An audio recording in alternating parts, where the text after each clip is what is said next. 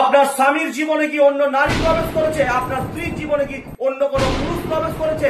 এই পরক্রিয়া থেকে কোনোভাবেই তাদেরকে বাধা করে নিয়ে আসতে পারছেন না। আজকে আমি আপনাকে এমন একটা উপায় বলবো, যে উপায় যদি আপনি একবার করে নেন, তাহলে এই পরক্রিয়া থেকে তাদেরকে চিরকালের জন্য মুক্ত করতে পারবেন। আপনার স্বামী বা আপনার স্ত্রীকে নিজের হাতের মুঠোর মধ্যে করে রাখতে পারবেন আজকের এই টোটকার মাধ্যমে। তার আগে অবশ্যই বলবো, এই ভিডিওটা সবাইকে শেয়ার করবেন, প্রোফাইলটা ফলো করে কমেন্টে অবশ্যই লিখে দেবেন জয় মা মনসা। এই কাজটি করতে আপনার প্রয়োজন হবে একটি তেজপাতা, একটি মাটির প্রদীপ, সলতে, তেল, আর তার সাথে একটি হলুদ রঙের কাগজ আর মধু।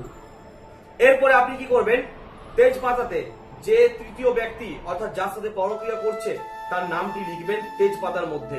তারপরে যে হলুদ কাগজটি নিয়েছেন, হলুদ কাগজে আপনার নাম লিখবেন আর সেই হলুদ কাগজে মধু লাগিয়ে দেবেন। তারপরে ওই মাটির প্রদীপে সলতে দিয়ে সরষের তেল দিয়ে প্রদীপটি জ্বালাবেন। মধু লাগিয়ে ওই মাটির প্রদীপের তেলের মধ্যে হলুদ কাগজটি দিয়ে দেবেন। তারপরে প্রদীপের সলতেটি জ্বালিয়ে যে তেজপাতার মধ্যে ওই তৃতীয় ব্যক্তির নামটি লিখেছেন, ওই তেজপাতাটা ওই প্রদীপের শিখাতে আপনি জ্বালিয়ে দেবেন।